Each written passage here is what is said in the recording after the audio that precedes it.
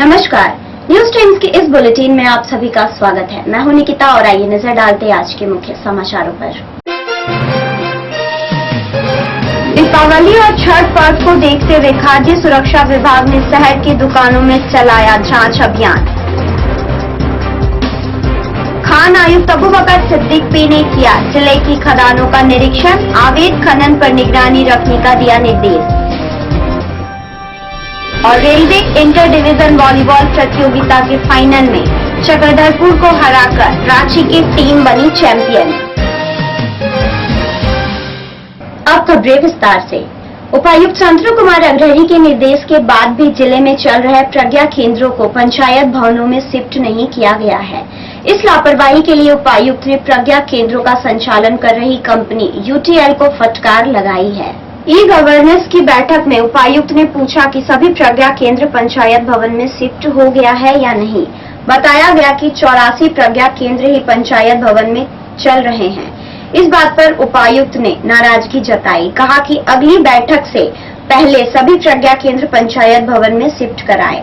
जहां नेटवर्क है वहां 10 से 5 बजे तक काम हो और जहां नेटवर्क नहीं है वहां 10 से 2 बजे तक। समीक्षा के दौरान पता चला कि 8,203 प्रमाण पत्र बनाने का काम लंबित है।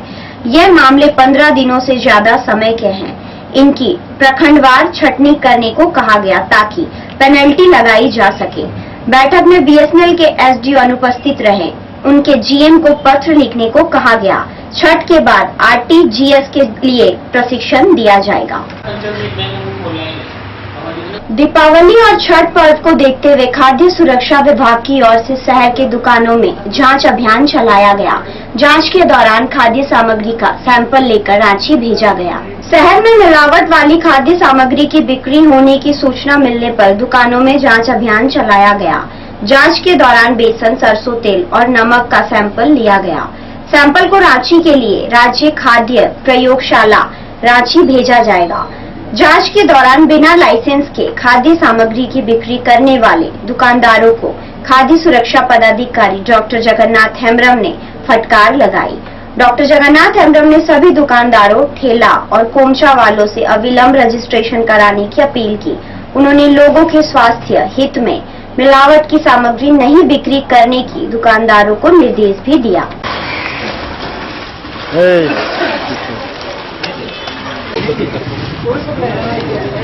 गलती मान रहे हैं या क्या वो दादागिरी कर रहे हैं? दादागिरी नहीं है करके तो मुंह घुमाने का मतलब नमक का लाइसेंस नहीं तो आप फूड प्रोडक्ट बेच रहे हैं, आपको लाइसेंस नहीं है, आपको शर्म नहीं है? ये एक सरकार की नियमित प्रक्रिया है। हर माह जरूरत पड़े तो हम लोग हर सप्ताह जो खाद्य सामग्री हमारे जनता को उपलब्ध कराई जाती है, उपभोग के लिए जो बेची जाती है, उन सारे वस्तुओं की जो मानक और मापदंड पर सही है या नहीं है, इसकी जांच के लिए हम लोग नियमित अंतराल में रांची हमारे जो स्टेट फूड लैबोरेटरी है वहाँ भेजा करेंगे। ये एक नियमित प्रक्रिया है, इसको अन्यथा नहीं लिया जाए। इसीलिए सभी जनता से भी और हमारे जो व्यापारी बंधु से भी ये अनुरोध है कि इस कार्यक्रम में, इस अभियान में वो लोग सहयोग दें, ताकि क्योंकि हम पदाधिकारी और हमारे जो व्यापारी सभी लोगों के हाथ में हमारी जनता की सेहत और जनता की जान माल की जो छुपी हुई है, उसकी अंदाजा लगाया जा सकता है कि उनकी सेहत का ख्याल रखने के लिए हम लोग कितना सूक्ष्मता से काम करना पड़ेगा। इसीलिए एक खाद्य सुरक्षा पदाधिकारी होने के नाते सारे व्यापारियों से अनुरोध है कि वो अपने चीज़ों की वस्तुएं जो वो बेचते हैं उनकी नियमित अंतराल पे जांच करवाते रहें, ताकि वो भी सुरक्षित रहें और हमारी जनता भी सुरक्षित रहे। और क्योंकि अभी हम लोग ये खाद्य सामग्री जो खास करके नमक, तेल और बेसन और कुछ पाउडर पर की खाद्य सामग्रियों पर अभी काम कर रहे हैं। धीरे धीरे अगले कुछ हफ्तों में या अगले कुछ महीनों में बाकी सारी वस्तुओं पर भी ये कार्य होगा।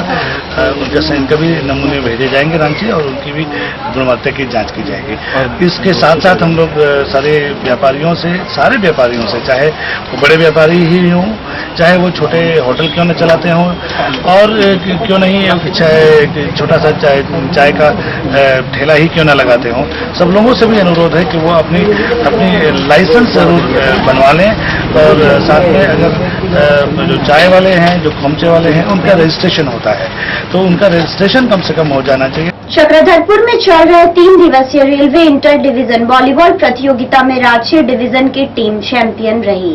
प्रतियोगिता के तीसरे दिन रांची और चक्रधरपुर के बीच फाइनल मैच खेला गया। 5 सेटों के खेल में रांची ने 3 सेटों में जीत हासिल कर खिताब अपने नाम कर लिया। चक्रधरपुर की टीम ने बेहतरीन खेल का प्रदर्शन किया, लेकिन हार का सामना करना पड़ा। चक्रधरपुर की टीम आखिरी समय में पिछड़ गई। इस प्रतियोगिता में आद्रा, रांची, खड़गपुर और चक्रधरपुर रेल डिवीजन की टीमों ने हिस्सा लिया था। विजेता टीम और खिलाड़ियों को अपर रेल मंडल प्रबंधक AK हेमरोन ने पुरस्कार प्रदान किया।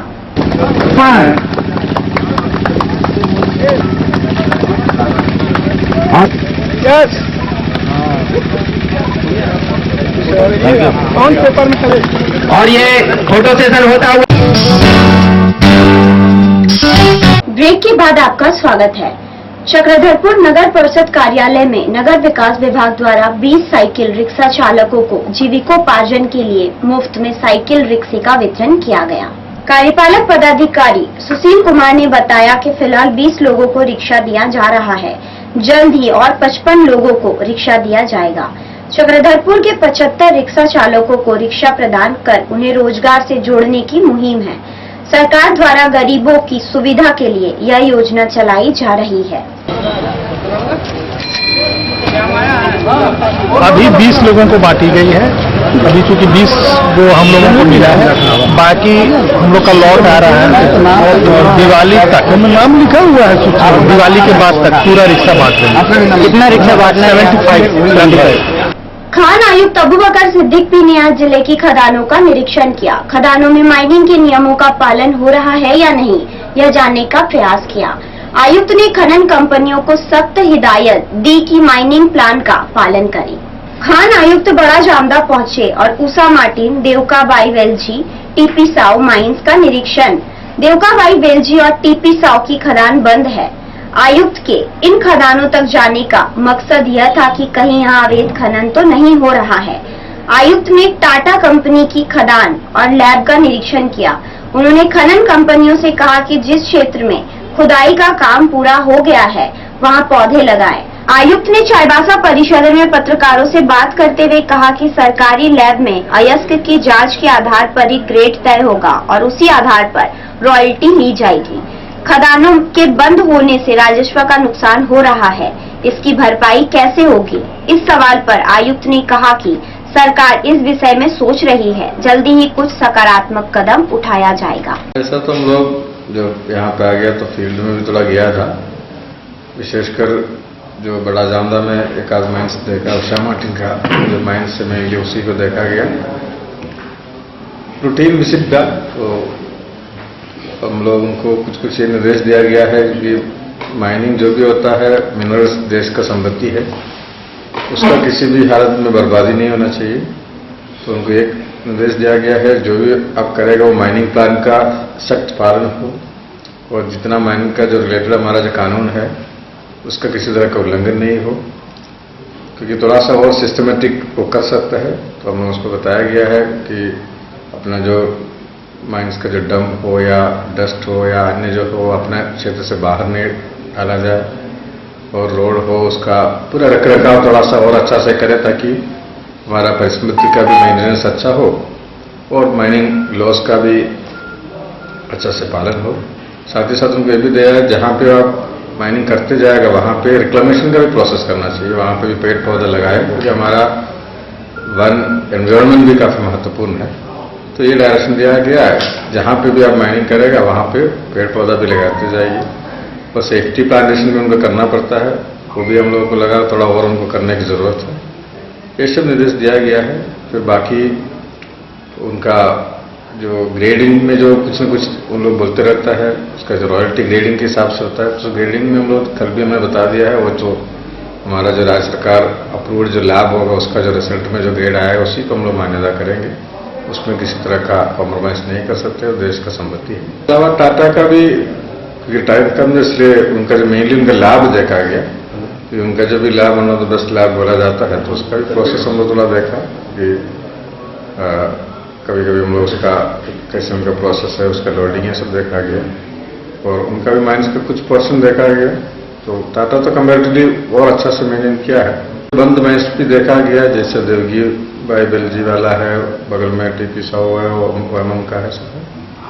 तो उसमें हम लोग ये देखे जो बंद माइन अभी बंदी है, क्योंकि कोई लीगल माइनिंग नहीं हो, इसको भी थोड़ा सा नज़र से देखा गया। ऐसे कोई लीगल माइनिंग भी देखा नहीं और हमारे ऑफिसरों को भी नज़र रखने के लिए डायरेक्शन दिया, किसी भी हालत में लीगल माइनिंग नहीं हो। अभी गवर्नमेंट ऑफ इंडिया भी जो एयर मॉनिटरिंग या सर्विलेंस का व्यवस्था, एरियल सर्विलेंस का व्यवस्था लागू किया गया है, ताकि कहीं पर भी इलीगल माइनिंग है तो उसका अलर्ट हम लोग रांची में मिल जाएगा, दिल्ली में मिल जाएगा। Basically satellite software technology mix करके है, तो इसमें और ऊपर से इसका निरीक्षण होगा और जहाँ भी इलीगल माइनिंग हो उसका अलर्ट आ जाएगा, तो उस क्षेत्र में हम लोग को इमीडिएटली वहाँ पर उसको जाकर देखकर उस पर कार्रवाई करना संभव हो जाएगा। आप भी जानते हैं कुछ माइन्स यहाँ पे अभी बंद है, तो नेचुरली वो बंद माइन अभी खुल जाने पर रेवेन्यू बढ़ेगा। तो अभी पिछले साल कुछ जो पेनाल्टी के रूप में कुछ लिया गया, इसलिए अच्छा रेवेन्यू था। सर तो पेनाल्टी वाला पोर्शन तो रहेगा नहीं, तो जो भी माइन्स हमारा चल रहा है उसको हम एडवांस रॉयल्टी ले रहा है, इसलिए उसमें रॉयल्टी कहीं बंद होने का संभावना नहीं रहता। लेकिन जितना ज़्यादा माइन्स चलेगा उतना रॉयल्टी नेचुरली बढ़ेगा, तो चाहे सरकार इस लेवल पर सोचा जाएगा।